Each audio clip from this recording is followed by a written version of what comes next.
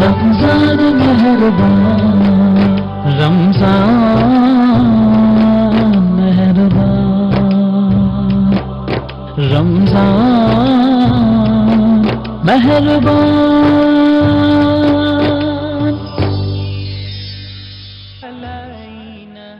أعوذ بالله من الشيطان الرجيم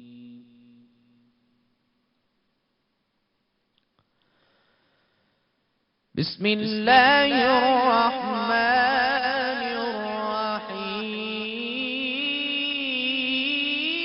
الرحيم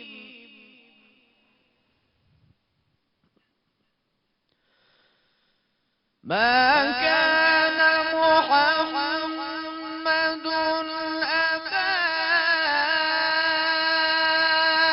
أحد من رجالكم ولكن رسول الله وخاتم النبيين وكان الله بكل شيء عليما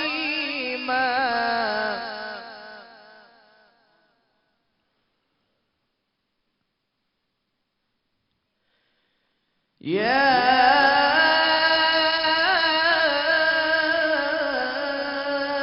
أيها الذين آمنوا اذكروا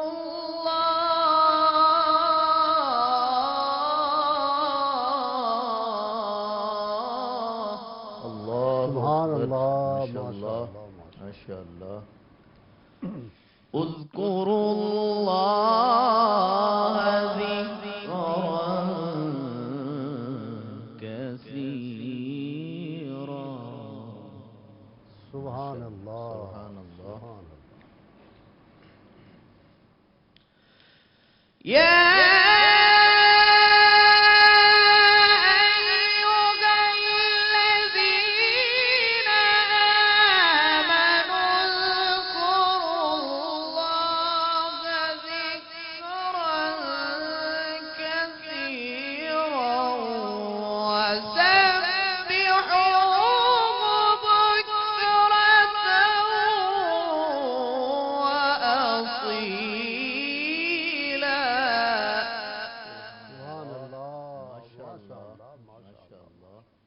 الله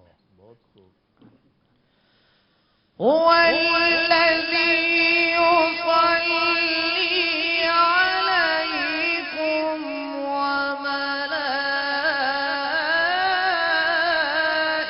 وملائكته ليخرجكم من الظلمات إلى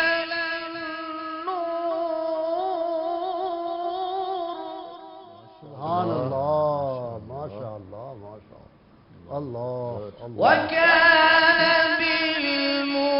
بالمؤمنين رحيما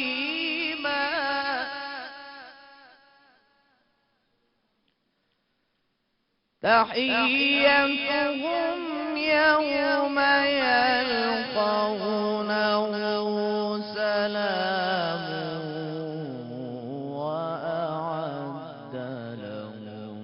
أجرا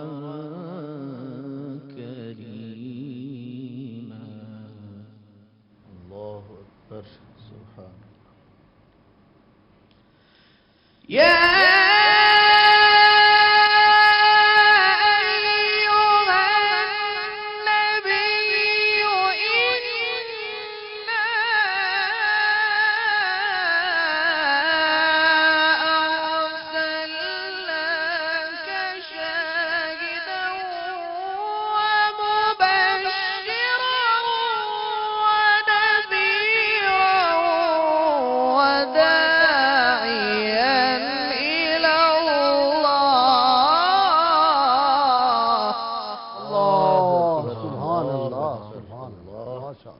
ما شاء الله بہت اچھے وداعيا إلى الله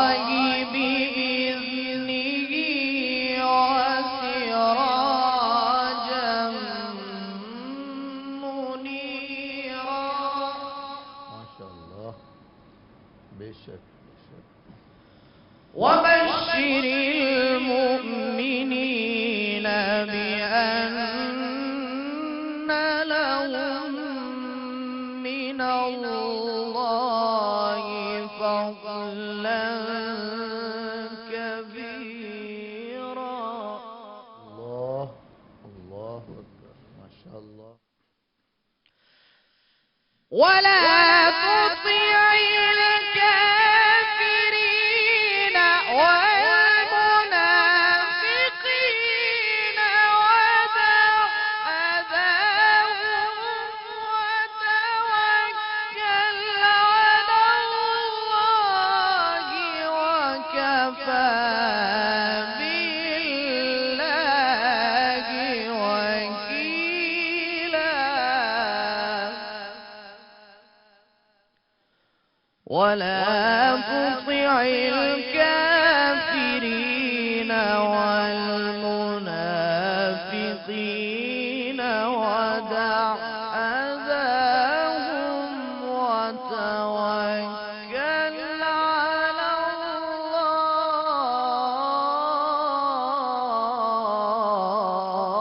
الله وكفى بالله وكيلا.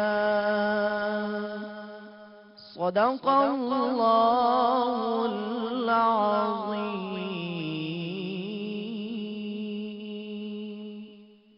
جزاک اللہ. بسم اللہ الرحمن الرحیم. السلام علیکم ناظرین. ناظرین کرام، پروگرام نور سحر کی سحر ٹرانسمیشن سے آپ کا میزبان نذیر احمد غازی حاضر ہے. ابھی آپ تلاوت قرآن حکیم ملک کے ممتاز قاری جناب قاری ذیشان حنیف صاحب سے سماعت فرما رہے تھے. ناظرین کرام، آج کا ہمارا موضوع رمضان پاک کے حوالے سے انتہائی اہمیت کا حامل ہے. بنیادی طور پہ یہ سمجھنا چاہیے کہ اسلام ایک مکمل ضابطۂ حیات ہے اور وہ سلطنتیں چلانے کا بھی ایک بہترین نظام جو ہے وہ دنیا کے سامنے اسلام نے پیش کیا، اور اگر اس پر عمل کیا جائے تو دنیا سے غربت کا خاتمہ ہو سکتا ہے.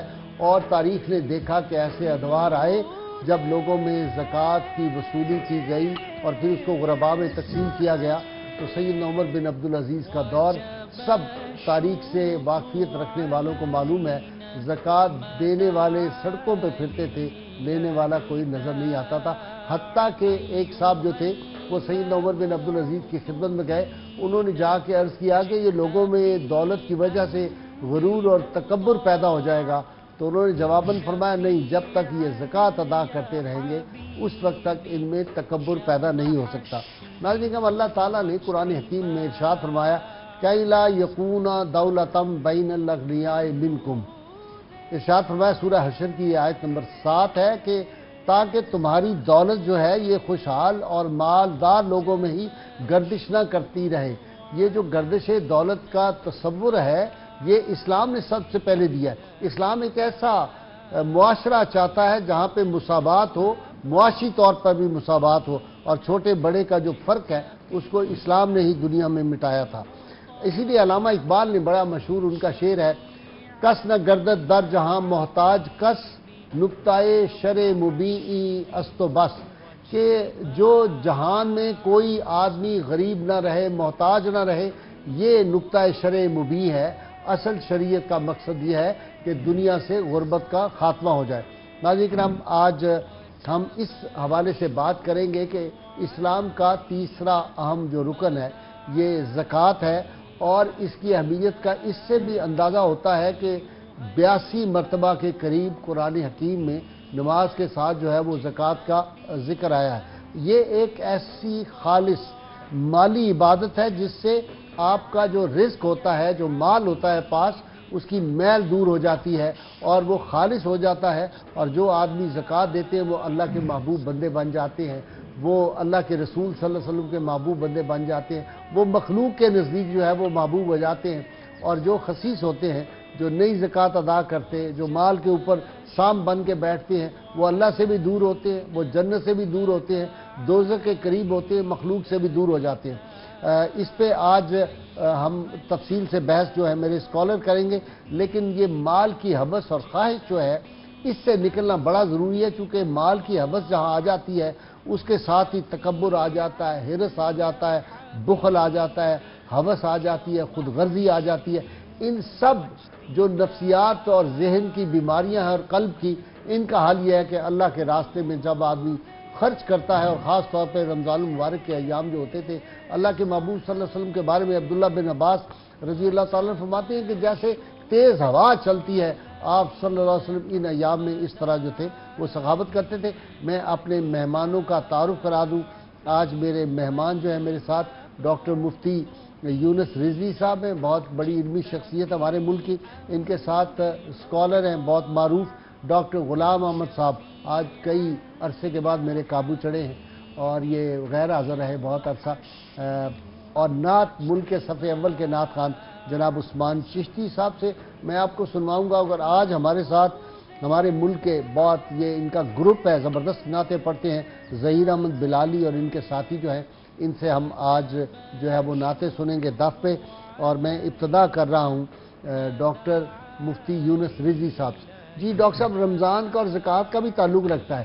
لوگ زیادہ تر زکوٰۃ اس لیے دیتے ہیں کہ رمضان میں وہ 1 روپیہ خرچ کریں تو 70 گنا ثواب یا 700 گنا تک۔ جی بسم اللہ الرحمن الرحیم۔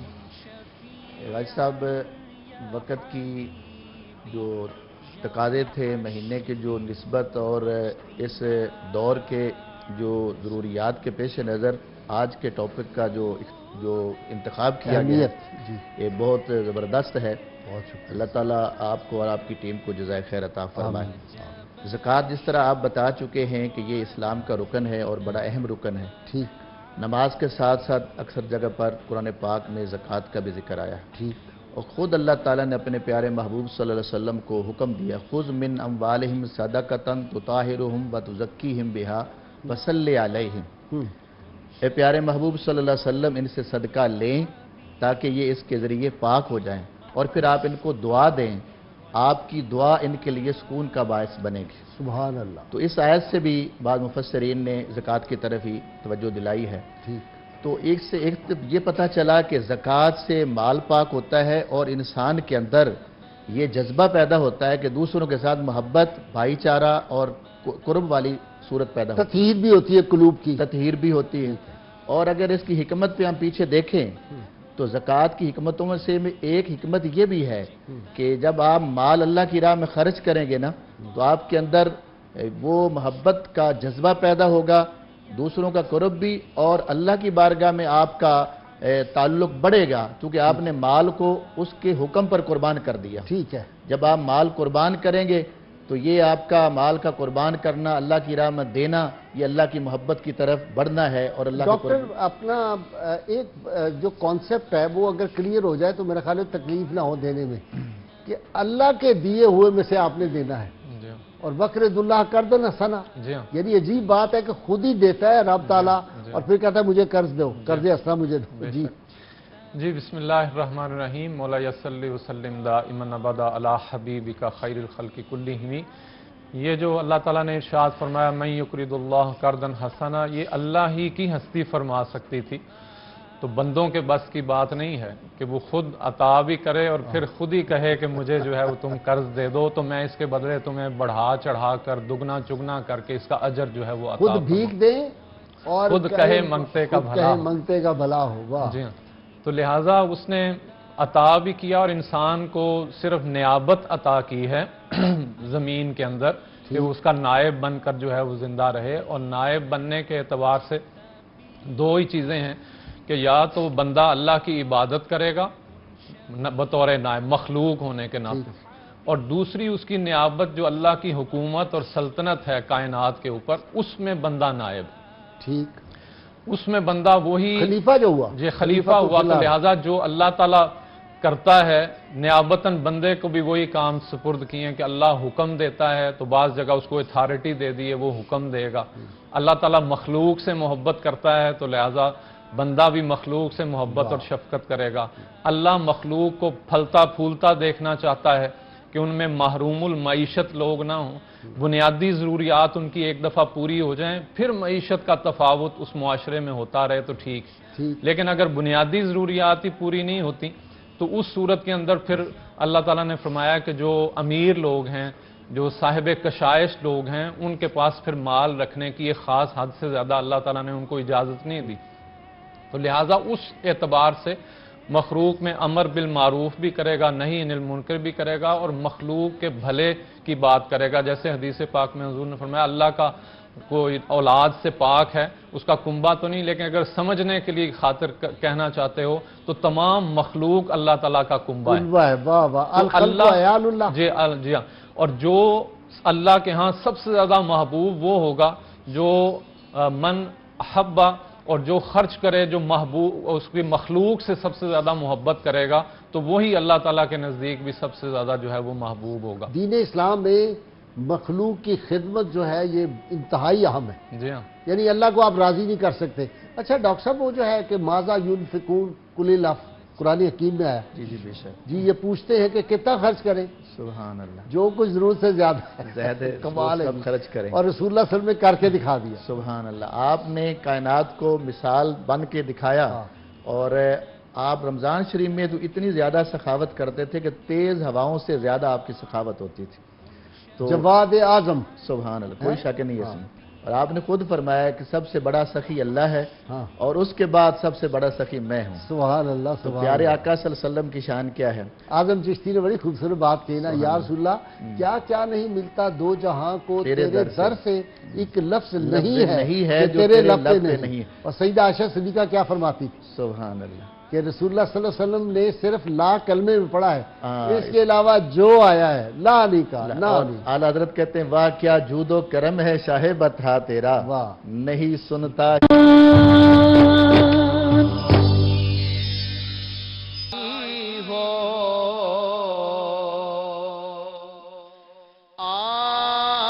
آج جو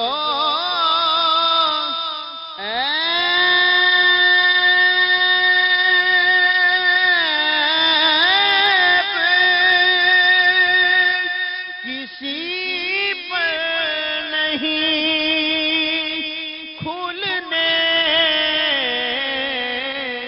دیتے، آج جو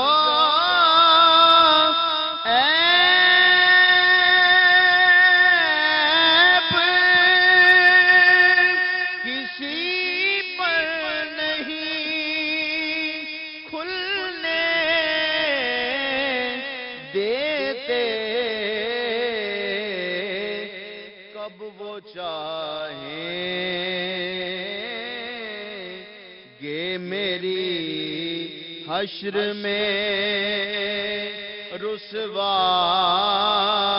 رسوائی ہو،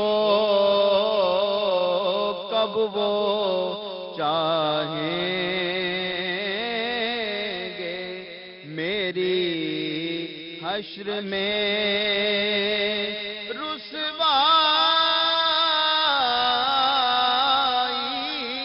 ہو.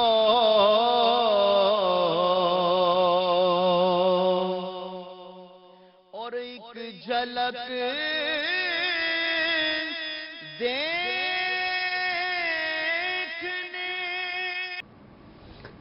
ویلکم بیک ناظرین کرام. ڈاکٹر صاحب کہتے ہیں کہ قیامت میں حدیث پاک کے مطابق سب سے مفلس مالدار ہوں گے جو خرچ نہیں کرتے تھے اللہ کی راہ میں. اور اس کی جو اہمیت ہے ڈاکٹر صاحب یہ اس سے بھی تو ہوتی ہے کہ جنہوں نے زکوٰۃ کا انکار کیا تھا اور وہ بڑا نازک مرحلہ تھا، آپ صلی اللہ علیہ وسلم کا وصال پاک ہو چکا ہے، صحابہ کرام بھی مشورے دے رہے ہیں کہ نہیں ابھی کچھ نہیں کرنا. سیدنا صدیق اکبر نے کہا نہیں، جو اونٹ کی رسی بھی دیتا تھا میں ان کے خلاف جہاد کروں گا. جی اللہ اکبر. کوئی شک نہیں جی. آپ نے اگر یہ جہاد کے لیے علم اٹھایا اور میدان میں آئے تو اس کے پیچھے آپ کی حدیث بھی موجود ہے کہ زکوٰۃ کا انکار کرنے والا وہ ایمان والا رہ ہی نہیں سکتا ہے. اچھا. بالکل، چونکہ رکن ہے اسلام کا، اس لیے اس کا انکار کفر ہے. تو پھر کیسے ہو سکتا تھا جناب ابو بکر صدیق یہ دیکھیں کہ کوئی زکوٰۃ کو جو ہے نا وہ انکار کر رہا ہے اور آپ اس کے خلاف جہاد نہ کریں. تو آپ پہلے اشارہ دے رہے تھے قبلہ صاحب کے مال میں برکت ہوتی ہے. ٹھیک. اس میں کوئی شک نہیں. کچھ وجوہات تو ابھی ڈاکٹر صاحب نے بیان کی. دوسری وجہ اگر ہم غور کریں تو جس مال میں جو ہے حلال کی ہمیں نوعیت نظر آتی ہے، مال حلال ہے، زکوٰۃ نکلی ہوئی ہے اور اس میں حرام شامل نہیں ہے، وہ مال تھوڑا بھی ہوگا تو اس سے فوائد آپ زیادہ لے سکیں گے. ٹھیک.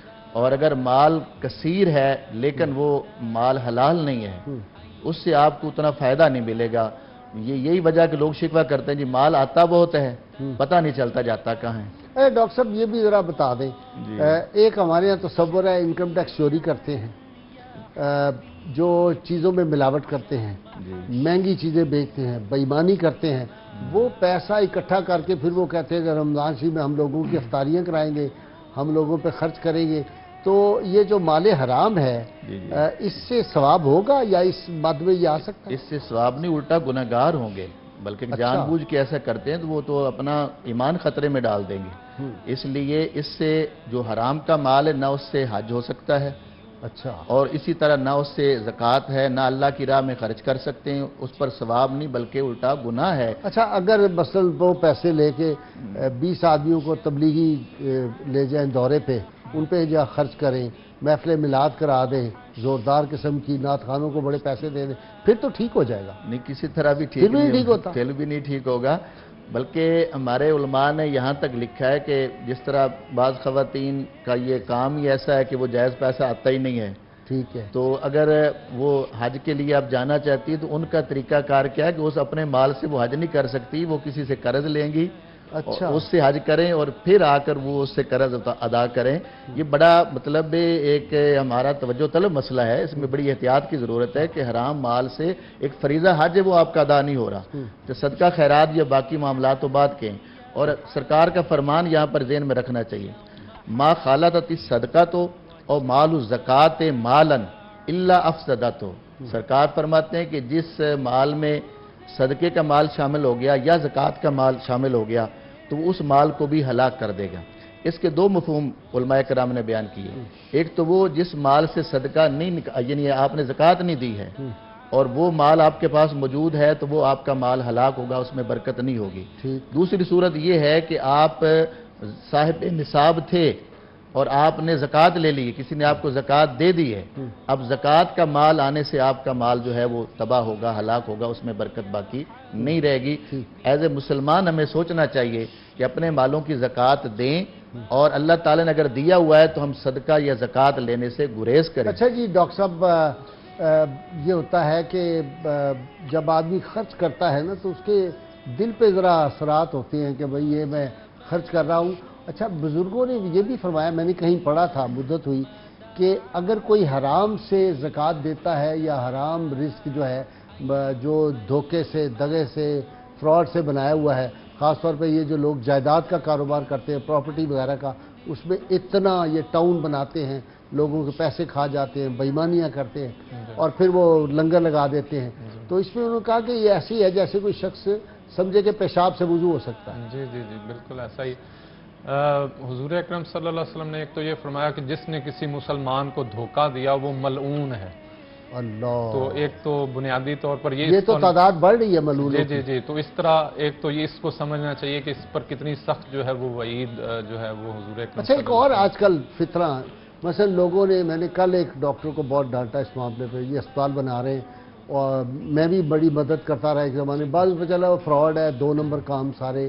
تو یہ بھی ایک لوگوں نے آج کل شروع کیا. رمضان شریف ہے تو اشتہار دے رہے ہیں اور مختلف جی زکوٰۃ دیں، فلاں دیں، اس میں سے پھر بے ایمانیاں کرتے ہیں اور اس طرح کی حرکتیں. تو اس میں بنیادی طور پر دوسرا کانسیپٹ حضور صلی اللہ علیہ وسلم نے دیا کہ اگر تم نے ایسا لباس پہن کر نماز پڑھی جس میں 9 درہم حلال کے تھے اور 1 درہم حرام کا تھا تو تب بھی اللہ تمہاری نماز قبول نہیں کرے گا. اللہ، ٹھیک ہے نا. تو لہٰذا اس میں تو مال حلال ایک عبادت اور صدق مقال صوفیاء کے ہاں سچ بولنا اور رزق حلال، یہ تو کل عبادت کی بنیاد ہے. یعنی عبادت قبول ہی نہیں. سرے سے آپ دیکھیں نا کہ 9% سے مراد 90% آپ کا مال حلال ہے اور 10% جو ہے وہ حرام ہے، تو تب بھی قبول سارا حرام ہو گیا. مجھے واصف علی واصف صاحب کا ایک جملہ یاد آ گیا کہ یتیموں کا مال کھا کے 100 یتیم خانے بنا دینے سے بھی کوئی فائدہ نہیں ہوتا.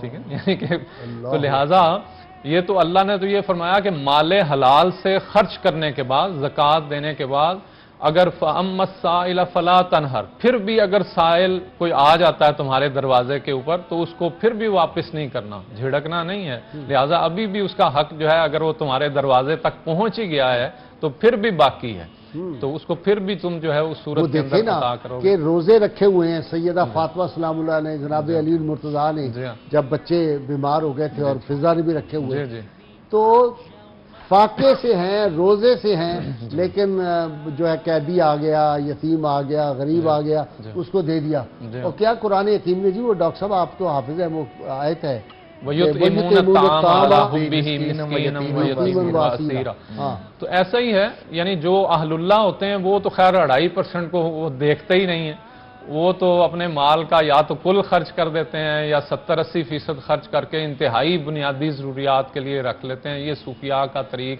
ہمیشہ رہا ہے، اہل اللہ کا طریق رہا ہے.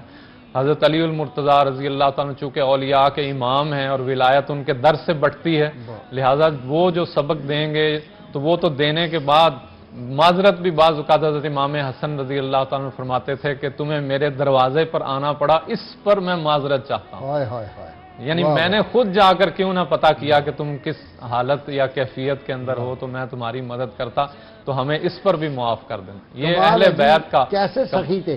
امام حسین علیہ السلام کے پاس ایک بندہ آتا ہے اور وہ ایک رکہ دیتا ہے باہر سے. رکے پہ یہ لکھا ہوتا ہے کہ میں بڑے عالی نسب ہوں، خاندان سے ہوں اور میں سب کچھ بک گیا اور میرے مفلوق الحال ہوں، تو مہربانی فرمائیں.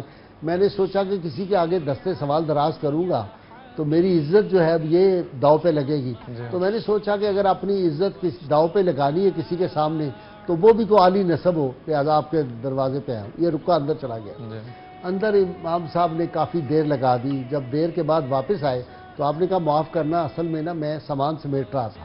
وہ گٹھریاں بندوا رہے تھے اپنے ملازموں کو. جب دے دی کہا ایک ریکویسٹ ہے آپ سے، درخواست ہے، وہ یہ کہ آپ نے ہم سے سوال نہیں کیا اور ہم نے آپ کو کچھ نہیں دیا. سبحان اللہ، سبحان. یہ ہے خود بھیگ دیں اور خود کہیں منگتے کا بھلا. تو وہ اس آیت کے آخر میں یہی کہہ رہا کہ ہم کوئی جزا یا شکر نہیں چاہتے کہ تم دینے کے بعد ہمارا شکریہ ادا کرو. اور قرآن نے کہا کہ جب تم خرچ کرتے ہو تو ایسا دیکھنا کہ خرچ کرنے سے کسی پر احسان جتلاؤ، رعا الناس، یا اس سے ریاکاری کا اظہار کرو، تو تم اپنا مال یا ہر چیز جو اللہ کی راہ میں دی ہوئی، یہ وہ ہے جس کہ کے آپ ساتھ ویڈیو بنوا رہے ہیں، ہاں جی، لوگوں میں راشن تقسیم کر رہے ہیں، چودھری جی، صاحب فلانے ایم پی اے صاحب تو وہ 2-4 روپے خرچ کرتے ہیں، 10 روپے تشہیر پر خرچ کر دیتے ہیں. تو قرآن نے کہا اس کے لیے اپنا اعمال کو باطل نہ کرو اس کے ذریعے سے. تو لہٰذا حلال مال میں سے بھی خرچ کیا ہوا زکوٰۃ میں سے اگر وہ اس میں آ جائے، ریاکاری کے اندر آ جائے، تصنع کے اندر آ جائے، شو کرنے میں آ جائے بہت زیادہ، تو تب بھی جو ہے وہ ضائع ہو جاتا ہے. چہ جائے کہ مال حرام سے تو کوئی توقع ہی نہ رکھے کہ اس سے اجر یا ثواب ملے گا. اچھا مجھے ایک حدیث یاد آ گئی ڈاکٹر صاحب، بڑی امپورٹنٹ. غالباً ابو امامہ باہلی رضی اللہ تعالیٰ عنہ راوی ہیں، اس وقت حافظے سے ہی کر رہا ہوں بات. رسول اللہ صلی اللہ علیہ وسلم کی بارگاہ میں کہتے ہیں کہ ایک بندہ آیا اور اس نے آ کے عرض کیا یا رسول اللہ، اگر میں اللہ کی راہ میں خرچ کروں تو نیتیں ہوں، ایک تو خرچ کرنے کی اخلاص کی نیت ہو، دوسرا تھوڑی سی شہرت بھی ہو جائے، ناموری. تو پھر 3 دفعہ یہ سوال کیا آپ میں، اس کو کچھ فائدہ نہیں ہوگا، جی کچھ فائدہ نہیں ہوگا، کچھ فائدہ نہیں ہوگا. جی حضور اکرم صلی اللہ علیہ وسلم سے ایک صحابی نے پوچھا یا رسول اللہ میرا دل کرتا ہے کہ میں اچھا لباس پہنوں، میرا اچھا جوتا ہو، تو کیا یہ جائز ہے، درست ہے؟ حضور صلی اللہ علیہ وسلم نے فرمایا بالکل یہ درست ہے. اللہ جمیل و یحب الجمال، اللہ خوبصورت ہے اور خوبصورتی کو پسند کرتا ہے. انہوں نے فرمایا یا رسول اللہ پھر تکبر کیا ہے؟ فرمایا وہ یہ ہے کہ لوگوں کو اپنے مقابلے کے اندر حقیر سمجھنا، اور یہ تکبر ہے. تو لہٰذا اگر یہ چیز نہیں پائی جاتی تو اگر لباس کے اندر یا باقی چیزوں کے اندر اللہ نے نعمت دی ہے اور اس کا اثر بندہ چاہتا ہے کہ اس پر نظر آئے تو یہ کوئی حرج نہیں ہے اس کے اندر. لیکن زکوٰۃ نہ دینے سے بڑا نقصان جو ہوتا ہے، حضور صلی اللہ علیہ وسلم نے فرمایا کہ تم اپنی ضرورتیں پیدا کرنے کے باوجود دیکھو گے کہ اس کے اندر قلت ہو جائے گی. اللہ، یعنی تمہاری ضرورتیں پوری نہیں ہوں گی. اس معاشرے کے اندر جس میں لوگ زکوٰۃ دینا چھوڑ دیتے ہیں تو ہم ایک زرعی ملک ہیں, ہمیں سوچنا چاہیے 70% آبادی جو ہے وہ زراعت پر مشتمل ہے, سب کچھ کوشش بھی کرتے ہیں. اب اس کے لیے ہم نے انتظام کر دیا, ہم بڑے بڑے ٹاؤن بنا رہے ہیں, جی ہاں. ہر جگہ پہ برباد کر رہے ہیں جو زمین ہے ہماری جی ہاں. زرخیز. میں نے اس پہ 3-4 پروگرام کیے جی ہیں ہاں, جی. اور اس پہ موسموں میں تبدیلی آ رہی ہے, اور یہ جو وبائیں آپ دیکھیں نا, گاؤں میں یہ بیماری نہیں ہے, جی ہاں. شہروں میں یہ وبا آئی ہے جو ہے. جی ہاں. اس کی ریزن کیا ہے؟ پولوشن. جی ہاں. گاؤں میں جو ہے وہ, اور ہم بناتے ایک ہی کاروبار, پاکستانی جو پیسے والے لوگ ہیں مالدار, ان کو آتا ہے کہ ٹاؤن بناؤ, جی ہاں. سوسائٹیاں بناؤ, بناتے جاؤ, اور ہماری ضرورت ہی نہیں ہے. سارا حرام پیسہ, رشوت کا پیسہ اس میں خرچ ہو رہا ہے, ادھر کوئی توجہ نہیں کر رہا. تو اگر عشر خاص طور پر لوگ دینا چھوڑ گئے, ڈاکٹر صاحب مجھے بریک لینی ہے. ناظرین کرام, بہت مختصر وقفہ ہوگا. کل بہت دلچسپ ہوا. میں کہہ رہا تھا کہ مختصر وقفہ, تو مجھے ہانگ کانگ سے نوید چاند صاحب کا فون آ گیا, بہت اہم وہاں کی شخصیت ہے. انہوں نے کہا آپ مختصر کہتے ہیں, وہ وقفہ تو لمبا ہوتا ہے, مختصر کیسے ہے؟ تو ہم یہ سمجھتے ہیں کہ یہ وقفہ جو ہے یہ ضروری ہوتا ہے, اور کوشش یہی ہوتی ہے مختصر رہے. انشاءاللہ ہمارے ساتھ رہیے گا, یہ گفتگو جاری رہے گی.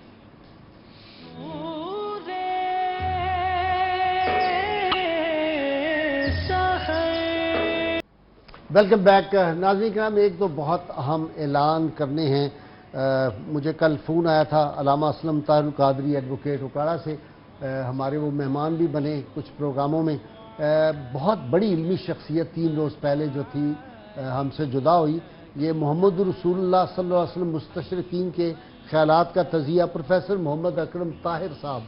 کمال کی کتاب. بظاہر یہ کتاب جو ہے یہ کوئی ہوگی 200-300 صفحوں کی کتاب ہے, لیکن کمال کر دیا انہوں نے. جتنے اعتراضات سیرت کے حوالے سے تھے 450 صفحات میں انہوں نے اس کے وہ جواب دیے. مرحوم کو اللہ تعالیٰ جنت الفردوس میں جگہ عطا فرمائے. خاص طور پہ دوسرا ہمارے مہمان بنتے تھے ڈاکٹر سید عمران مرتضیٰ, وہ ICU میں ہیں. ڈاکٹر صاحب تیسری دفعہ ان کو یہ کرونا ہو گیا, چونکہ وہ مریضوں کا علاج فاؤنٹین ہاؤس کے MS جو ہے, بڑی نیک شخصیت ان کی. کل عالیہ بھی ڈاکٹر ہے, ان کا مجھے فون آیا کہ دعا کروا دیں اپنے ناظرین سے, اللہ تعالیٰ ڈاکٹر سید عمران مرتضیٰ کو اور علامہ اسلم طاہر القادری ایڈوکیٹ کو اللہ تعالیٰ صحت کاملہ عطا فرمائے.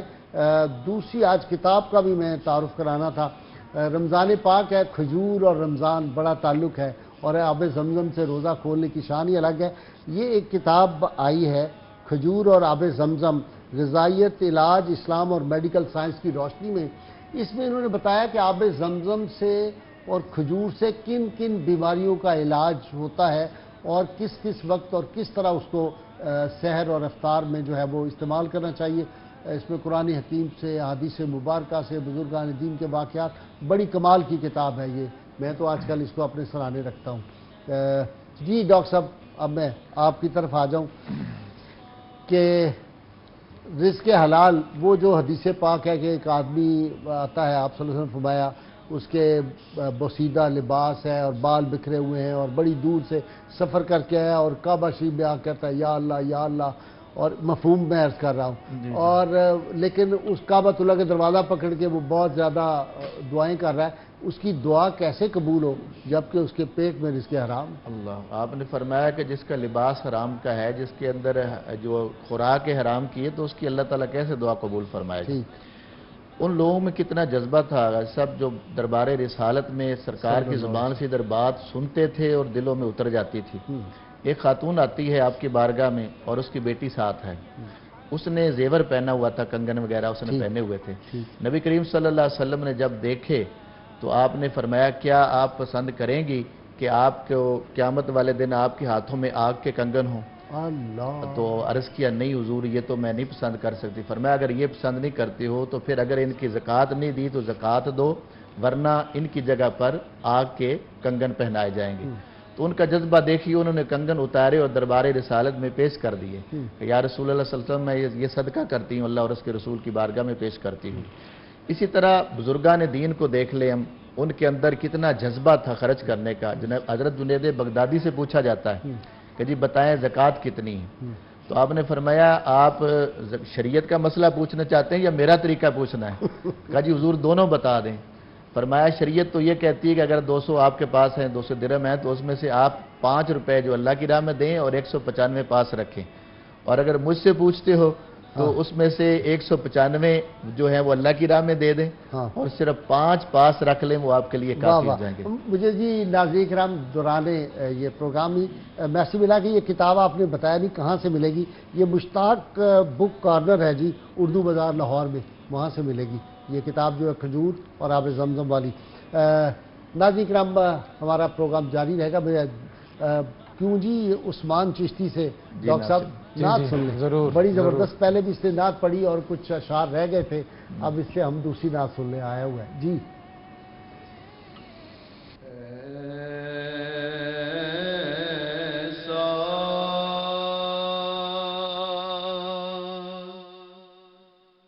کوئی محبوب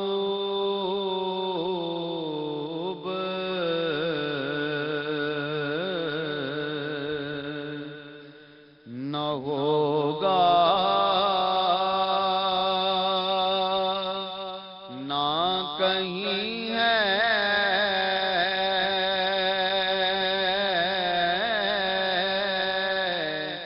بیٹھا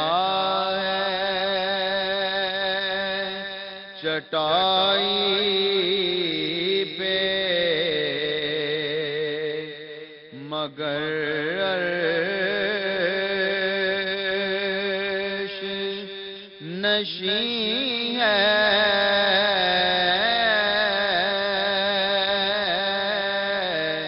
بیٹھا ہے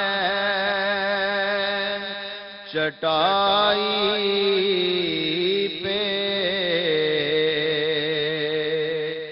مگر عرش نشین ہے ملتا نہیں کیا کیا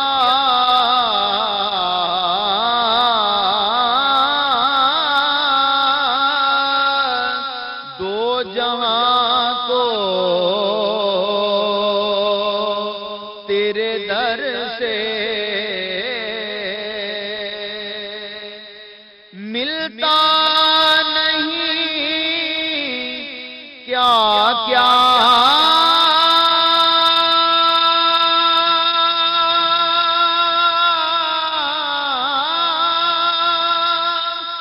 دو جہاں کو تیرے در سے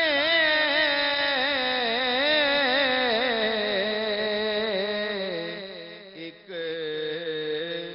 لفظ نہیں ہے جو تیرے لب پہ نہیں ہے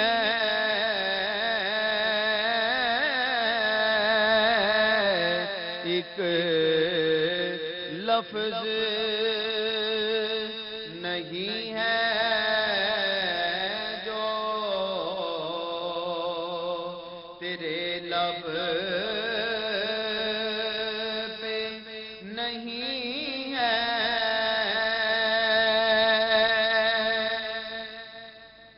ہر ایک کو میسر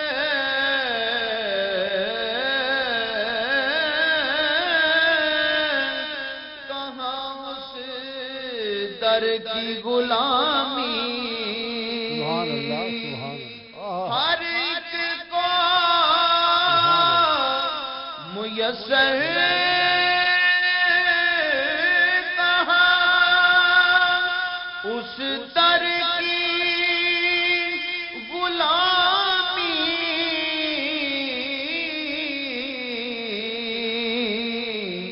ارے اس در کا تو دربان بھی جبریل امی ہے اس در کا تو دربان بھی جبریل امی ہے چاہے تو ہر شب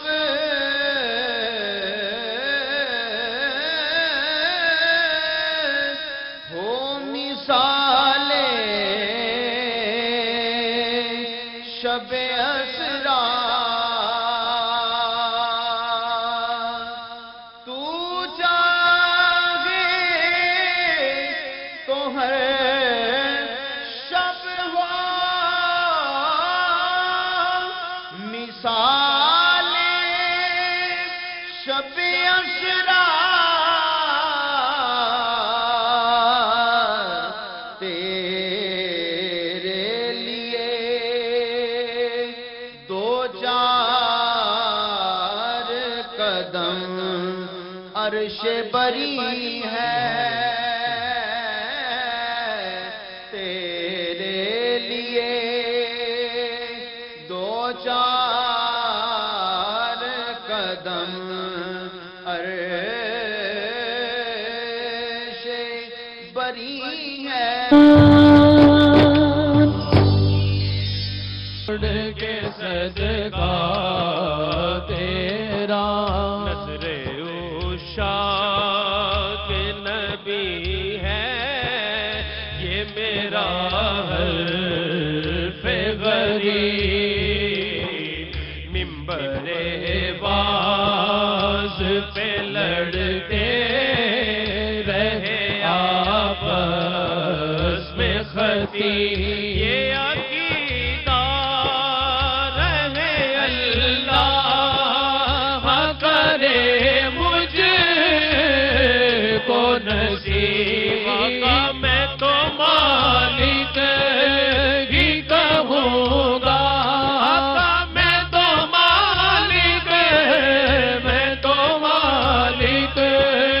ہی کہوں گا کہ وہ مالک کے حبیب یعنی محبوب و محب میں نہیں میرا تیرا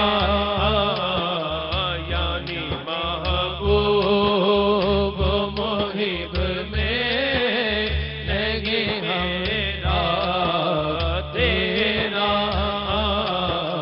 واہ کیا جو تو کرم ہے شہ بدہا تیرا نہیں سنتا ہی نہیں مانگنے والا تیرا واہ سبحان اللہ واہ ظہیر اللہ تعالیٰ اور برکتیں دے. کیا خوبصورت انداز سے آپ نے پڑھی ہے نعت. ڈاکٹر صاحب ڈاکٹر غلام احمد سیدنا عثمان ذو النورین کی بھی سخاوت بڑی مشہور اور آج تک تو ہماری تاریخ میں پھر آ کے رسول اللہ صلی اللہ علیہ وسلم بارگاہ میں عرض کیا کہ میرا تو کاروبار ہی بیٹھ گیا ہے. اب کوئی میرے پاس جو ایک دن مسلمانوں کے پاس ہوتا ہے اسی دن مسلمان اسی دن یہودی پانی لے لیتے, دوسرے دن کوئی گاہک نہیں آتا, یہ بھی آپ مجھ سے خرید لیں دوسرا دن بھی. جی بنیادی طور پر اسلام نے احتکار یعنی ذخیرہ اندوزی اور اقتناز یعنی بہت زیادہ کنز کے طور پر خزانہ جمع کر کے ایز اے انڈیویجول افراد کے پاس آ جائے یا قوم کے چند افراد کے پاس, جیسے آپ نے شروع میں آیت پڑھی تھی کئی لا یکون دولۃ بین الاغنیاء منکم. تو اسلامی نظام معیشت کے اندر اسلام یہ چاہتا ہے کہ ایسا نہ ہو سرمایہ دارانہ نظام کی طرح پیسہ اکٹھا ہو کے 2-4-5% کے پاس عالمی سطح پر بھی اکٹھا نہ ہو جائے اور ایک ملک کے اندر بھی اکٹھا نہ ہو. لہذا اس چیز سے بڑی سختی کے ساتھ وعید قرآن نے کی کہ والذین یکنزون الذھب والفضہ ولا ينفقونها فی سبیل اللہ, جو لوگ بطور کنز کے خزانہ سونا چاندی جمع کر کے رکھتے ہیں اور پھر اس کو اللہ کی راہ میں خرچ نہیں کرتے, فبشرہم بعذاب علیم, تو آپ ان کو عذاب علیم دردناک عذاب کی بشارت جو ہے وہ دے دیں. لہٰذا جو متقی لوگ ہیں, اہل تقوی گزرے ہیں, جتنے بھی صاحب مال ہیں, تاریخ کے اندر آپ مطالعہ کریں سیدنا عثمان غنی سے لے کر ان کا کبھی بھی مال کم نہیں ہوا, ہمیشہ اس کی برکت سے اللہ تعالیٰ نے ان کے دنیا میں بھی مال کے اندر اضافہ کیا ہے اور آخرت کے اکاؤنٹ میں جو جمع کروا دیا ہے عبد الرحمان بن عوف جی ہاں اللہ اکبر، کروڑوں کے اس دور کے بالکل اربوں جی اربوں بلکہ خربوں تک معاملہ جی، جی۔ چلا گیا. تو اللہ تعالیٰ نے اس کے اندر اضافہ کیا تو آدمی ماضی کے تجربے سے جو قومیں سیکھتی ہیں تو لہٰذا ایک یہ بھی چیز ہے کہ آدمی دیکھے کہ مال خرچ کرنے سے حضور صلی اللہ علیہ اچھا، وسلم پاکستانی قوم کو بھی یہ سیکھنا چاہیے کہ یہاں دیکھا جن جن نے مال لوٹے تھے جی ہاں وہ ہم نے تو نہیں دیکھا کہ اچھا یہ بتائیں ایک سوال مفتی صاحب، یہ آپ کے لیے خاص سوال، آپ مفتی ہیں کہ ایسا بھی تو ہے کہ بھائی پیسے اگر بندہ قبر میں لے جائے ڈالر وغیرہ یہ وہ پھر نہیں کوئی وہاں ہو سکتا؟ استغفر اللہ. نہیں مطلب باندھ کے لے جائے، جب فرشتے سوال و جواب کے لیے آئے تو وہ ان کی خدمت پیش کرے کہ یہ ڈالر ہے میرے پاس، آپ کو بھی دے دیں. یہ جتنا زیادہ کوئی مال اکٹھا کرتا ہے نا جی یہاں پر اتنا بڑا وبال آئے گا. جناب حضرت سکندر ذوالقرنین نے بڑا بہترین انداز یہ اپنایا تھا دنیا سے جاتے ہوئے. سکندر جب گیا دنیا سے دونوں ہاتھ خالی. دونوں ہاتھ خالی تھے تو وہ پوچھنے والوں نے کہا جی یہ کیا آپ وصیت کر رہے ہیں کہ جی میرے ہاتھ کفن سے باہر نکال دینا. انہوں نے کہا دنیا دیکھ لے کہ روئے زمین کا مالک جا رہا ہے اور خالی ہاتھ جا رہا ہے. عطا اللہ شاہ بخاری کو بڑی خوبصورت بات کہتے جی جی. وہ کہتے تھے، شعر پڑھتے تھے جی. کہ زندگی تو حوث سے زر میں بسر کرتے رہے اور ایک کفن کے واسطے اتنا سفر کرتے رہے. اللہ اکبر. اور میرے آقا کا فرمان یہاں پر جو ہے نا بڑی وضاحت فرما رہا ہے. فرمایا یہ انسان کی ابن آدم کا پیٹ جو ہے نا وہ قبر کی مٹی سے پہلے بھر نہیں سکتا. ہائے ہائے. تو کیسے یہ خزانے لوگ جتنے بھی اکٹھے کرتے رہیں گے جو دنیا کے مال کے جو حریث ہیں ان کا پیٹ بھر نہیں سکتا. اچھا جی، ایک حدیث پاک ہے ڈاکٹر غلام احمد کہ بندہ مال اکٹھا کرتا ہے، بہت مال و دولت جمع کرتا ہے، حساب یہ دے گا اور کھائیں گے کوئی اور. یہ اگر فلسفہ سمجھ میں آ جائے تو بندہ ٹھیک ہو جی. جائے. ویسے بھی حضور صلی اللہ علیہ وسلم نے ارشاد فرمایا تمہارا مال وہی ہے جو تم نے کھا لیا یا پہن لیا. ٹھیک. تو باقی جب آدمی مرتا ہے تو فرمایا وہ تو ورثاء کے لیے ہو جاتا ہے، تو لہٰذا وہ اس کے مالک ہو جائیں گے. دوسرا حضور صلی اللہ علیہ وسلم نے ارشاد فرمایا کہ جب آدمی مرتا ہے تو سب سے پہلے جو اس کے بدن میں سے چیز خراب ہوتی ہے وہ اس کا پیٹ ہے. اللہ. تو لہٰذا تم زندگی میں یہ سوچو اور غور کرو کہ اس کے اندر کیا ڈال رہے ہو، یعنی اس کے اندر کیا آ رہا ہے. یعنی جو پھٹنا ہے اگر طبی طور پر بھی دیکھیں تو 48 یا 72 آورز کے اندر اس کا پیٹ قبر کے اندر پھٹ جاتا ہے. تو جب سب سے پہلے پھٹنا ہی وہ ہے اور اسی نے خراب ہونا ہے، اسی میں سے بدبو آنی ہے، تو آدمی کو یہ سوچنا چاہیے کہ زندگی کے اندر اس حلق سے، اس منہ سے، اس پیٹ کے اندر جو ہے وہ کیا بھیج رہا ہے. اس پر غور و خوض بہت زیادہ کرنا چاہیے. اور ساری زندگی آدمی جو ہے کیا دنیا کے لیے ہی تیاری کرتا رہے گا. اچھا ویسے ڈاکٹر صاحب آپ نے کوئی دیکھا ہے بندہ جو، میں نے تو ایک بہت ہی سرمایہ دار، نام نہیں لے رہا، تو ان کے ساتھ ایک دفعہ ہم گئے اور ان کے گھر شام کی چائے پہ انہوں نے بلایا ہوا تھا، تو پلیٹ میں ایک آدھ کوئی سینڈوچ رکھ لیا، کوئی ایک آدھ پکوڑا رکھ لیا، اس طرح کھایا. انہوں نے بھی ہمارے برابر ہی کھائے. جی تو میں نے کہا آپ بھی اتنے ہی کھاتے ہیں؟ صحیح. انہوں نے کہا ہاں اتنے ہی کھاتے. میں کہا میرا خیال تھا آپ کم از کم 10 کلو گوشت کھاتے ہوں گے، کوئی اور 7 مٹھائیاں کھاتے ہوں گے. اس کا نہیں جی بھائی صاحب کیسی بات کرتے ہیں. تو میں نے اس کے لیے اتنا جنجال آپ نے اکٹھا کیا ہوا ہے، ایک عذاب اپنے اوپر. دیکھیں نا یہ جو دولت ہے یہ تو ایک امتحان ہے. بالکل. یہ کیا ہے؟ فتنہ ہے. بالکل. اولادکم فتنہ تو آزمائش ہے. فتنہ عربی کا لفظ اس معنوں کے اندر کہ ہر بندہ معرض آزمائش کے اندر ڈالا گیا ہے. پھر اللہ چونکہ دوست ہے، اللہ ولی الذین آمنوا، اہل ایمان کا، لہٰذا وہ دوستی کے اندر پرکھتا ضرور ہے. تو لہٰذا عام آدمی، ہمارے ہاں بھی مزاج ہے کہ بعض اوقات لوگ دوست بناتے ہیں تو سوچتے سمجھتے نہیں ہیں اور بعد میں پچھتاتے ہیں ہائے ہائے ہائے. کہ کس جب شخص کو دوست بنا بیٹھا. قربان جاؤں سرکار کے ایک ایک فرمان پہ زندگیاں بسر ہو جائیں. اس کی حکمت کہ جب تو کسی کو دوست بنا رہا ہے تو دیکھ تو کس کو دوست بنا رہا ہے. جی ہاں جی ہاں. من یخالل، کس کو دوست بنا رہا ہے. فلینظر احدکم، تم میں سے ہر ایک کو دیکھنا چاہیے کہ من یخالل، وہ کس کو دوست بنا رہا ہے. اور بندہ بڑا نقصان اٹھاتا ہے. جی ہاں.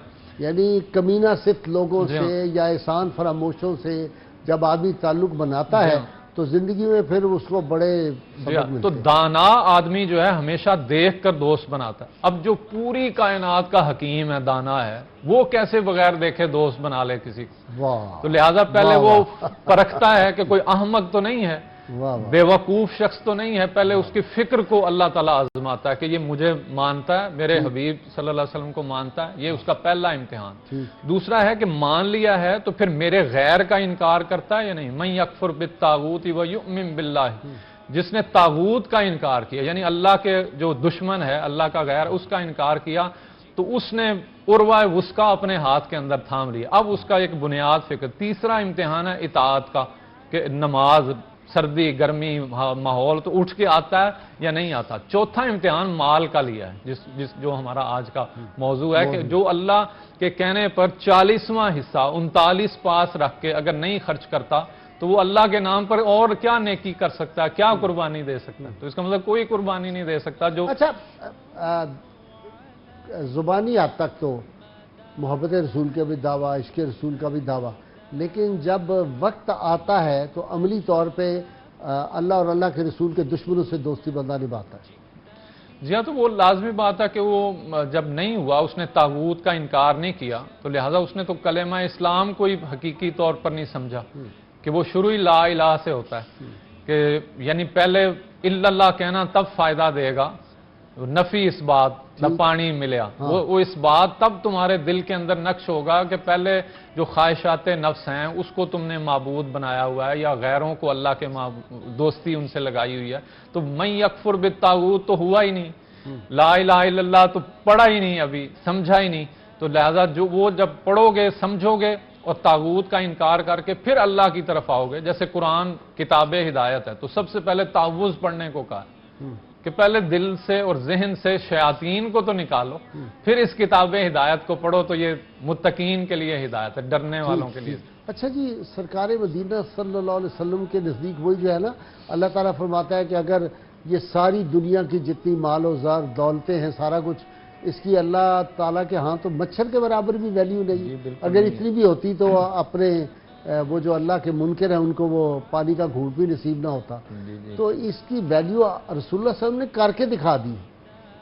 یہ قرآن پاک کے الفاظ متاع الدنیا قلیل، یہ دنیا ساری کے خزانہ اللہ کی بارگاہ میں قلیل ہے، ٹھیک، یہ تو ہرس ہے، ہوس ہے، بندہ جو ہے اس سے پیٹ بھرتا نہیں ہے جی۔ باقی نبی اکرم رحمت دو عالم صلی اللہ علیہ وسلم اچھا اس سے نکلے کیسے؟ ایک منٹ میں جواب دے دیں، میرے پاس 1 منٹ ہے، کہ کیسے مثلا قبرستان جایا کریں، دیکھیں کہ یہ بھی بڑے بڑے پڑے ہوئے ہیں سرمایہ دار۔ نبی اکرم رحمت دو عالم صلی اللہ علیہ وسلم کا فرمان ہے کہ بہترین نصیحت تم میت سے لے سکتے ہو، اچھا، اس لیے آپ نے قبرستان میں جانے کا حکم دیا کہ زوروہا، قبروں میں جایا کرو، وہاں جا کے زیارت کرو تاکہ تمہیں نصیحت حاصل ہو۔ ٹھیک، اس لیے آج ہمارے لیے ضروری ہے کہ ہم قبرستان جا کر مجھے جی بریک لینی ہے ڈاکٹر صاحب، آپ کی بات جاری رہے گی۔ ناظرین کرام، بہت مختصر وقفہ، ہمارے ساتھ رہیے گا۔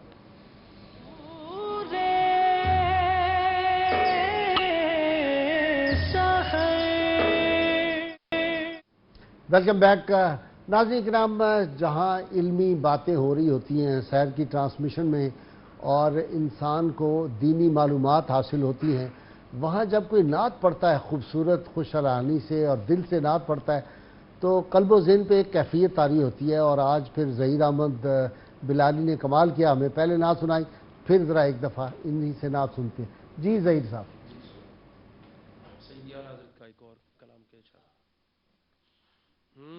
چمک تجھ سے پاتے ہیں سب پانے والے، چمک تجھ سے پاتے ہیں سب پانے والے، چمک تجھ سے پاتے ہیں سب پانے والے، میرا دل بھی چمکا دے چمکانے والے، میرا دل بھی چمکا دے چمکانے والے، مدینے کے خطے خدا تجھ کو رکھے، مدینے کے خطے خدا تجھ کو رکھے، مدینے کے خطے خدا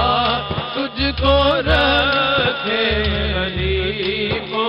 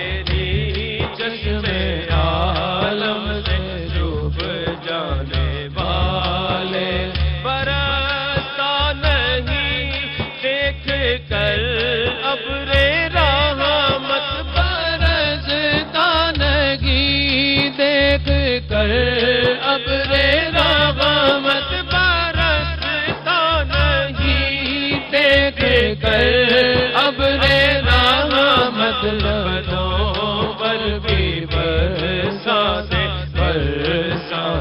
والے بدوں پر بھی برسانے والے تیرا کھائے تیرے غلاموں سے الجھے تیرا کھائے تیرے غلاموں سے الجھے ہے منکر عجب کھانے مرانے والے ہے منکر عجب کھانے مرانے والے رضا نفس دشمن ہے دم میں نہ آنا رضا نفس دشمن ہے دم میں نہ آنا رضا نفس دشمن ہے دم میں نہ آنا کہاں تو نے دیکھے ہیں چندرانے والے کہاں تو نے دیکھے ہیں چندرانے والے چمک تجھ سے باتیں ہیں سب پانے والے میرا دل بھی چمکا دے چمکانے والے اللہ سبحان اللہ، ماشاء اللہ، کیا خوبصورت یار آپ پڑھتے ہیں۔ ڈاکٹر صاحب، رزق حلال کی بات ہو رہی تھی، اچھا یہ بتائیں، یہ جو قرض لے لیتے ہیں لوگ اربوں میں قرضے لے لیتے ہیں بینکوں سے، گورنمنٹ کے مختلف اداروں سے، اور وہ کہتے ہیں ہم تو مقروض ہیں، ہم کہاں سے زکوٰۃ دیں؟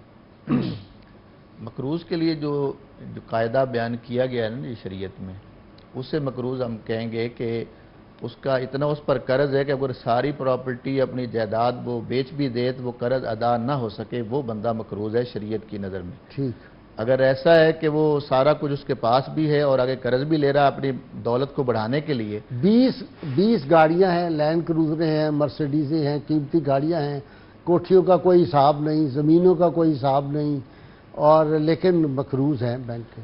یہ آج جن مصیبتوں کا ہمیں سامنا ہے، سرکار کی مجھے حدیث یاد آ رہی ہے، فرمایا جو قوم زکوٰۃ نہیں دے گی ان پر قحط سالی بھی آئے گی۔ تو یہ اللہ تعالی کی طرف سے مختلف انداز میں جو گرفت آتی ہے، اس کے پیچھے یہ مال کی اتنی ہرس اور ہوس بڑھ چکی ہے۔ زکوٰۃ دینا تو دور کی بات ہے، ہر بندہ لوٹنے پہ لگا ہے کہ میں نے مال اکٹھا کرنا ہے، اور یہ دوڑ لگی ہے کہ میں نے دوسرے سے اس حرام خوری میں آگے بڑھنا ہے۔ ڈاکٹر صاحب، یہ ویسے کتنی شرم آتی ہے اس بات پہ جی کہ صادق و امین پیغمبر صلی اللہ علیہ وسلم کی امت ہو اور 162 نمبر پہ دیانت پہ ہوں۔ اچھا، یہود و نصارہ میں نے دیکھا ہے، کرسچنز یورپ میں رہا ہوں، بعض رمضان گزارے، وہاں پہ 50% ڈسکاؤنٹ احترام رمضان میں ہو جاتا ہے۔ یہاں لوٹ سیل، یہاں لوٹنے کا پروگرام ہوتا ہے۔ وہ کہتے ہیں رب کی رحمتیں بھی لوٹیں، لوگوں کو بھی لوٹیں۔ بدقسمتی ہے جی، رمضان شریف آئے تو پھر ریٹ بڑھا دیا جاتا ہے۔ اسی طرح ہمارے یہ وبائیں آئی ہیں، ماسک کے ریٹ بڑھ گئے ہیں، میڈیسن بڑھ گئی ہیں، دوسروں کی مدد کرنے کی بجائے ہم ان پر مزید بوجھ ڈال دیتے ہیں۔ وہ دیکھیں نا، کسی نے ایسے ہی چلا دیا کہ جی وہ پتہ نہیں ایک بوٹی کیا نام تھا اس کا، وہ 150 روپے کلو ملتی تھی، وہ جو ہی وہ انہوں نے کہا تو انہوں نے کہا 3000 روپے کلو ہو گئی۔ یعنی عجیب ہے، اس میں بھی نہیں معاف کر رہے۔ جو انجیکشن آ رہے ہیں وہ سستے سے انجیکشن ہوتے ہیں، یہ جو ڈالتے ہیں نا سٹنٹ، یہ ٹوٹل اس کی قیمت 10 سے 15 ہزار روپے ہوتی ہے۔ ہر ڈاکٹر اور ہر ہاسپٹل 2.5 لاکھ روپے کا دے رہا۔ یہ ڈاکٹر ہیں، یہ ڈاکو ہیں۔ دیکھ لیجیے، یہی تو مال کی ہرس نے انسان کو کہاں تک ایک دوسرے کا دشمن تک بنا دیا ہے کہ وہ چند ٹکوں کے لیے دوسرے مسلمان کی جان۔ موت کا یقین کیسے آئے؟ مطلب میں سمجھتا ہوں کہ جس آدمی کو پتا ہو کہ میں نے مر جانا ہے، قبر میں جانا ہے، حساب دینا ہے، وہ اس طرح کے ڈاکے مار نہیں سکتا کہ مال آئے ہیں، رمضان شریف آیا ہے، ایک دم ساری سٹاک کر لو، اس کو مہنگا کر دو، فلان کر دو۔ آپ دیکھیں گندم اس ملک میں زرعی ملک ہے، چینی نہ ملے، इतना गन्ना यहाँ पे पैदा होता है, ये कहाँ गया? آپ وہ حدیث پاک کی طرف توجہ دیں. اصل میں سرکار کا ایک ایک فرمان آج ہماری یہ ساری باتیں سمجھ میں آ رہی ہیں کہ انسان کے دل پہ جب گناہ کا نقطہ سیاہی کا لگتا ہے، پھر جب وہ بڑھتے بڑھتے پورے دل کو گھیرے میں لے لیتا ہے، پھر اس کو اچھائی برائی کی تمیز نہیں رہ جاتی ہے، پھر اس کو حرام حلال کی تمیز نہیں رہ جاتی ہے. آج ہم اس مقام پہ چلے گئے ہیں کہ متاع کارواں کے دل سے احساس جاتا رہا، متاع کارواں جاتا کارواں کے دل سے احساس زیاں جاتا رہا، وائے ناکامی بتائے کارواں جاتا رہا، اور کارواں کے دل سے احساس زیاں. آج ہماری حالت یہ ہے کہ ہمیں اپنے وہ سب کچھ لٹ جانے پہ، اپنا نقصان ہو جانے پہ، حرام کھانے پہ، حرام کٹھا کرنے پہ ہم یہ سوچتے بھی نہیں کہ ہم کر کیا رہے ہیں. اس لیے ہمیں تھوڑا سا غور کرنا ہوگا. اور جناب حضرت ابراہیم علیہ السلام کی سیرت پڑھ لیں کہ اگر اللہ تعالیٰ اپنے پیارے فرشتے کو بھیجتا ہے کہ دیکھو کہ میرا پیارا بندہ مجھ سے پیار کرتا ہے یا مال سے پیار کرتا ہے، اور آ کے اللہ کا نام لیا جاتا ہے تو آپ تڑپ جاتے ہیں اور ڈھونڈتے ہیں، آواز دیتے ہیں کس نے میرے رب کا نام لیا ہے. تو جب آپ نے وہ انسانی شکل میں فرشتہ آتا ہے تو فرمایا آپ نے میرے رب کا نام لیا؟ جی میں نے لیا. فرمایا ایک دفعہ پھر لے لو. ان کا ایسے نہیں لوں گا، کچھ اس کی قیمت لگے گی. ان کو بتاؤ کیا لیں گے؟ کہ یہ بکریاں دے دو، میں نام لیتا ہوں. ان کہ یہ ساری بکریاں لیں آپ نے آدھی آدھی کر کے بکریاں دے دی اور اللہ کا نام سنتے رہے. پھر کہا جی ایک دفعہ پھر سنا دیں. اس کا جی اب کیا دو گے؟ ان کا میں تمہاری بکریوں کا ان کو چرانے والا چرواہا بنتا ہوں، لیکن میرے رب کا نام تو سنائے نا. اللہ اکبر. تو اللہ کے نام پر قربان ہو رہے ہیں کہ میرے رب کا نام، میرے محبوب کا نام سنانے پر اپنے آپ کو بھی پیش کر رہے ہیں، سارا مال بھی دے رہے ہیں. یہ وہ فلسفہ بتایا جا رہا ہے کہ جس کو اپنے رب سے پیار ہو جاتا ہے پھر وہ مال سے پیار نہیں کرتا. اچھا ایک بات ہے ڈاکٹر صاحب، یہاں دو طبقات ہیں. ایک طبقہ وہ ہے جو اللہ رسول کے نام پہ اپنی جانیں نچھاور کرتا ہے، جانیں قربان کرتا ہے. ہم دیکھتے ہیں آئے دن یہ مناظر ہمارے سامنے ہوتے ہیں. ایک طبقہ وہ ہے جو مال کے لیے اپنی جان قربان کرتا ہے. مال ملنا چاہیے، جہاں سے ملے، حرام ملے حلال ملے، اکٹھا ہو جائے. بنیادی طور پر سرکار دو عالم صلی اللہ علیہ وسلم نے اللہ سے امت کے حق کے حوالے سے کچھ دعائیں مانگی تھیں، تو اللہ تعالیٰ نے سب قبول فرمائی. ایک جو دعا جو ہے وہ قبول یوں تو نہیں کہہ سکتے کہ رد ہوئی، لیکن اللہ تعالیٰ نے اس کو موقوف کر دیا کہ امت جو ہے نا وہ حضور نے فرمایا تھا منتشر نہ ہو، فرقوں میں نہ بٹے. اور دوسری وہ چیز حضور نے فرمایا میں اپنی امت سے اس بات سے ڈرتا ہوں کہ تم سے پہلی امتیں بھی بہت سارے حوالوں سے ہلاک ہوئیں. ان میں سے ایک یہ تھا کہ وہ دنیا اور مال و دولت کے اندر ایک دوسرے سے آگے بڑھنے کے حوالے سے جو ہے وہ ہلاک. اچھا ڈاکٹر صاحب ساری امتوں میں زکوٰۃ کا رہا ہے؟ جی ہاں بالکل. زکوٰۃ کا حکم تمام امتوں میں رہا ہے. 1,24,000 پیغمبر. اور دوسرا ہمارا تصور ایک اور بھی کانسیپٹ عوامی طور پر غلط ہے. ہم کہتے ہیں فلاں آدمی جو ہے نا وہ صوم و صلات کا پابند ہے. تو یہ ترتیب قرآنی ترتیب نہیں ہے، یعنی قرآنی فکر کے ہم قریب نہیں ہیں. ہم کہتے ہیں نماز روزہ، اردو میں بھی اور اگر عربی میں بھی بولیں تو صوم و صلات بولتے ہیں. قرآن نے جہاں بھی نماز کا ذکر کیا ساتھ زکوٰۃ کا ذکر کیا. ٹھیک ہے جی. یقیمون الصلاۃ ویؤتون الزکوٰۃ، یا ماضی کے سیغے کے ساتھ یا امر کے سیغے کے ساتھ واقیموا الصلاۃ وآتوا الزکوٰۃ. حضرت عیسیٰ علیہ السلام نے فرمایا مجھے اللہ نے جب شروع میں تعارف کروایا اپنا اوصانی بالصلاۃ والزکوٰۃ ما دمت حیا، نماز اور زکوٰۃ، نماز اور زکوٰۃ، نماز اور بدنی اور مالی عبادت، یعنی ترتیب قرآن نے جو ہے وہ صلات کے ساتھ زکوٰۃ کی رکھی. تو جس طرح زکوٰۃ نماز کا انکار یا اس میں کوتاہی گناہ ہے یا اس کا انکار کفر ہے، اسی طرح زکوٰۃ کا انکار یا اس سے اعراض برتنا جو ہے وہ کبیرہ گناہ میں ہوگا یا کفر کے اندر جو ہے وہ آ جائے گا. لہٰذا اس کی اہمیت کو جو ہے وہ سمجھنا چاہیے. اور اس بیماری کا علاج جو ہے نا وہ محبت الہی ہے، عشق ہے جو ہر چیز کو آدمی جلا دے. یہ جو بدنصیبی ہے بعض اوقات یہ بھی دیکھا ہے بظاہر صوم و صلات کا پابند، بڑے نیک، بڑے تبلیغ کر رہے ہیں اور کام کر رہے ہیں، محافل منعقد کر رہے ہیں، ملاوٹ بھی کر رہے ہیں، جھوٹ بھی بول رہے ہیں، کاروبار میں معاملات میں بددیانت ہیں، جھوٹ بول رہے ہیں. اچھا ایک اور آج کل جو فتنہ ہے کہ زکوٰۃ دیں، ادارے بنا لیے، اسپتال بنا رہے ہیں، فلاں کر رہے ہیں، اس طرح کر کے اور وہ پیسہ بھی جو ہے وہ لوٹ رہے ہیں لوگوں سے. بنیادی طور پر قرآنی فکر یا یہ بھی دیکھنا چاہیے کہ ہم جس کو دے رہے ہیں پہلے ان کا پتہ تو کر لیں کہ یہ کہیں ڈاکے تو نہیں مار رہے. جی ہاں بالکل. یہ بھی ہے دینے والے کا بھی استحقاق جو ہے وہ دیکھ لینا چاہیے کہ وہ مستحق ہے یا نہیں ہے. لیکن اگر آدمی بظاہر دیکھ لیا کہ وہ آدمی ضرورت مند ہے یا چیک کرنے بڑے کا، بڑے اداروں کی میں تو بات کر رہا ہوں، ہاں بالکل یہ تو ادارے بنا لیتے ہیں اور جی ہاں۔ پھر وہ اس پہ جو ہے وہ زکوٰۃ لیتے ہیں اور اس کے بعد پھر وہ مرسیڈیز اور فلانی جب بنیادی طور پر وہی مال کی حضور نے فرمایا میں اس بات سے ڈرتا ہوں کہ میری امت جو ہے دنیا کی محبت اور اس میں ایک دوسرے سے آگے نکلنے کے اندر مبتلا ہو جائے گی۔ ہاں وہ حدیث ذرا سنائے نا کہ مجھے یہ ڈر نہیں کہ میرے بعد میری امت شرک میں مبتلا ہو جائے گی، بلکہ ڈر یہ ہے کہ وہ دنیا اور اس میں مقابلے میں ایک دوسرے سے آگے نکلنے کے اندر تم مبتلا ہو جاؤ گے، اور اسی سے پہلی امتیں ہلاک ہوئیں اور تم بھی ہلاک ہو اور جاؤ۔ ہم اس میں مبتلا ہیں، جی ہم اس کے اندر اجتماعی طور پر بھی اور انفرادی طور پر بھی مبتلا ہیں۔ دین سے بڑھ کے، جی۔ یعنی دین اور چھوٹے سے مفاد کی خاطر میں نے دین بکتا ہوا لوگوں کا دیکھا، بالکل چھوٹے سے مفاد کیا، جی۔ چھوٹا سا کوئی عہدہ مل گیا، کوئی ایسے ہی جو سوشل کو عہدہ مل گیا، کسی کمیٹی کا کسی کو ممبر بنا دیا، وہ ایمان تو اسی علامہ میں گیا، اقبال وہ نے سب اسی لیے کچھ کہا نا شیخ، یہی شیخ حرم ہے جو کہ چراغ جو پر بیچ بیچ کھاتا ہے گلیم بو زرو دل رکھے کے اویس اویس چادر چادر زہرا۔ زہرا۔ نہیں، ایک اور بڑا خوبصورت شعر ہے ہمارے ایک برخوردار کا، وہ کہتا ہے کہ شیخ حرم نے بیچ دی اپنی ریاضتیں، پھر کیا ہوا جو ہم سے گناہگار بک گئے۔ جی ہاں۔ اسی طرح آپ جو حرم شریف کے رکھوالے ہیں تو وہ بھی تو طاؤس و رباب یا شراب ان چیزوں کے اندر مبتلا ہیں، تو وہ عمرے کی کمائی اور بہت سارا اس سے سرمایہ اکٹھا کرتے ہیں، پھر عیاشی۔ تو اگر شداد اور قارون وغیرہ وہ پیسہ لے کر اجتماعی طور پر اپنی جنتیں بنا رہے ہوں، محلات بنا رہے ہوں، تو اس معاشرے کو تو تباہی سے پھر کوئی نہیں روک سکتا۔ تو لہذا یہ اچھا، بعض لوگ یہ بھی سمجھتے ہیں غیر شعوری طور پر، شعوری طور پر تو میں نہیں کہتا، وہ سمجھتے ہیں یہ قصے کہانیاں ہی ہیں، نمرود کے، فرعون کے، یہ قصے یہ پتہ نہیں ایسے ہوئے تھے۔ آپ اپنے احوال دیکھ لیں پچھلے 70 سال میں، لوگ بڑے بڑے اقتدار میں آئے، کدھر گئے، نام بھی لوگوں کو یاد نہیں۔ دیکھو قارون کا باقاعدہ قرآن پاک کے اندر تفصیل کے ساتھ ذکر ہے، ان کے خزانوں کا ذکر ہے، اتنی بڑی چابیوں کا چابیوں کا ذکر ہے کہ 70 اونٹوں پر اس کے خزانوں کی چابیاں رکھی جاتی تھی۔ صحیح۔ تو اندازہ لگائیں ان کا کتنا بڑا خزانہ ہوگا، اور پھر اس کا زمین پر غرق ہونا قرآن بیان کر رہا ہے۔ تو ہم کیسے مسلمان ہیں کہ جو قرآن بیان کر رہا ہے اس کو ماننے کے لیے تیار نہیں؟ تو آج بھی ہم جو قرآن اصول دے رہا ہے اگر وہ لے لیں تو ہمارے مالوں میں برکت آ سکتی ہے۔ اللہ فرماتا ہے لَإِن شَكَرْتُمْ لَأَزِيدَنَّكُمْ وَلَإِن كَفَرْتُمْ إِنَّ عَذَابِي لَشَدِيدٌ، کیونکہ اللہ تعالیٰ کی بارگاہ میں جتنا ہم شکر کرتے جائیں گے تو وہ مال بڑھتا جائے گا، نہ شکری کریں گے تو اس کا عذاب آئے گا۔